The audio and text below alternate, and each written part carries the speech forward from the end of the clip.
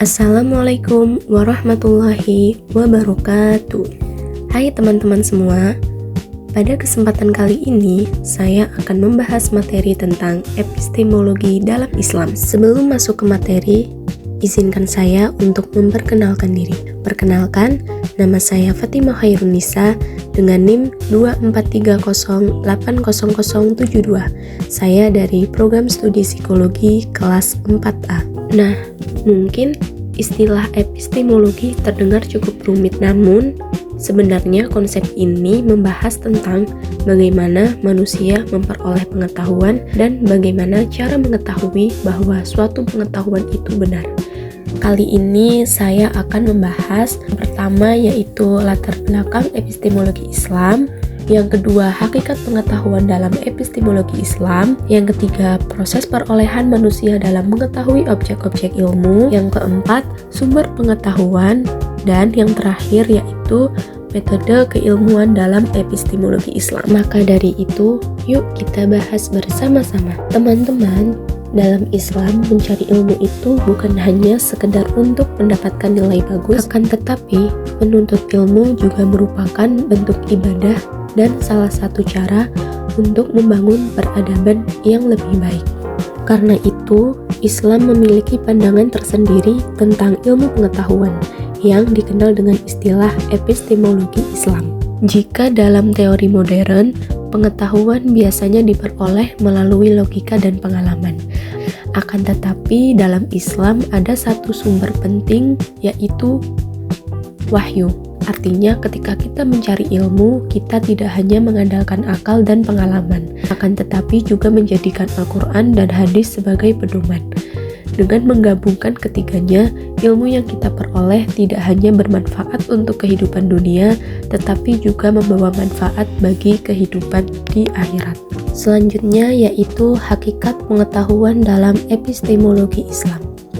Kalau kita berbicara tentang hakikat pengetahuan, baik Islam maupun Barat sama-sama menganggap bahwa ilmu sebagai sesuatu yang penting untuk kemajuan manusia. Namun, perbedaannya ada pada dasar yang digunakan. Dalam tradisi Barat, ilmu biasanya berfokus pada hal-hal yang bisa diamati, diuji, dan dibuktikan secara logis.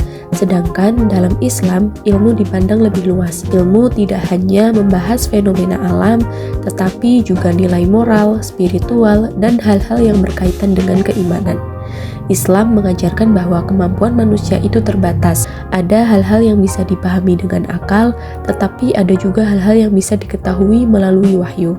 Oleh karena itu, dalam Islam, akal dan iman tidak dapat dipisahkan, melainkan saling melengkapi untuk membantu manusia memahami kehidupan secara lebih utuh. Next, yaitu proses perolehan manusia dalam mengetahui objek ilmu. Dalam Islam, ilmu bukan sekedar pendapat atau asumsi, tetapi pengetahuan yang benar dan dapat dipertanggungjawabkan. Menariknya, objek ilmu dalam Islam tidak hanya mencakup hal-hal yang bisa dilihat dan dirasakan secara langsung. Menurut Al-Farabi, realitas yang ada tidak hanya berupa alam fisik, tetapi juga mencakup alam metafisik seperti malaikat dan Tuhan. Karena itu, cakupan ilmu dalam Islam menjadi lebih luas.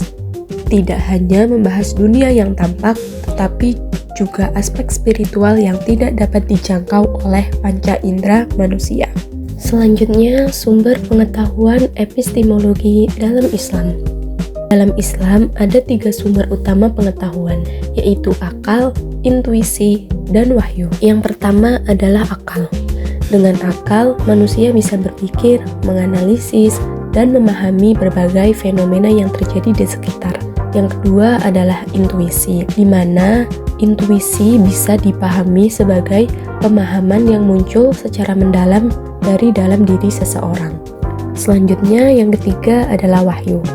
Wahyu merupakan petunjuk dari Allah yang menjadi sumber kebenaran tertinggi dalam Islam. Nah, ketiga sumber ini sebenarnya saling melengkapi. Akal membantu kita memahami dunia, intuisi membantu memperdalam pemahaman, sedangkan wahyu menjadi pedoman agar pengetahuan yang kita miliki tetap berada pada jalan yang benar. Next, kita lanjut ke pembahasan yang terakhir, yaitu metode keilmuan dalam epistemologi Islam. Dalam epistemologi Islam, terdapat 3 metode keilmuan yang dikenal dengan bayani, burhani, dan irfani. Yang pertama, yaitu metode bayani. Metode bayani lebih menekankan pada pemahaman teks, terutama Al-Quran dan hadis. Jadi, sumber utama pengetahuan diperoleh melalui kajian terhadap dalil-dalil agama. Kemudian, yang kedua adalah metode burhani, yaitu metode burhani menggunakan logika dan penalaran rasional, di mana metode ini sering digunakan dalam filsafat maupun penelitian ilmiah. Dan yang terakhir adalah metode irfani. Di sini, metode irfani lebih menekankan pada pengalaman batin, intuisi, dan kedekatan spiritual kepada Allah. Meskipun berbeda, ketiga metode ini tidak saling bertentangan. Justru ketiganya saling melengkapi dalam membantu manusia memahami kebenaran dari berbagai sudut pandang. Dari pembahasan yang sudah disampaikan, kita bisa memahami bahwa epistemologi Islam tidak hanya membahas ilmu dari sisi logika, akan tetapi juga memperhatikan aspek spiritual dan wahyu. Pengetahuan dalam Islam diperoleh melalui akal, intuisi, dan wahyu, serta dikembangkan melalui metode bayani, burhani, dan irfani. Dengan memahami konsep ini, kita diharapkan dapat menjadi pencari ilmu yang tidak hanya cerdas secara intelektual, tetapi juga memiliki landasan moral dan spiritual yang kuat. Baik, sekian pemaparan dari saya. Kurang lebihnya mohon maaf. Terima kasih atas perhatian teman-teman semua. Wassalamualaikum warahmatullahi wabarakatuh.